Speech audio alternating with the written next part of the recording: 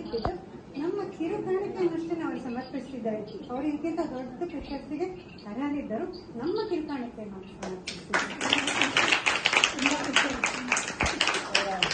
ಭಾಳ ಹೆಸರು ಭಾಳ ದೊಡ್ಡದು ಒಂದು ಕೆಲಸ ಮಾಡ್ತಾರೆ. ಅವ್ರ ಶಿಷ್ಯರು ಬಹಳಷ್ಟು ನಾಟಕ ಮಾಡಿ ಬಹಳಷ್ಟು ಇಷ್ಟಪಡ್ತಿದ್ರು. ಅಂತ ಪ್ರತಿಭಾವಂತ ವ್ಯಕ್ತಿಯನ್ನ ನಾವು ವ್ಯಕ್ತಿಗಳು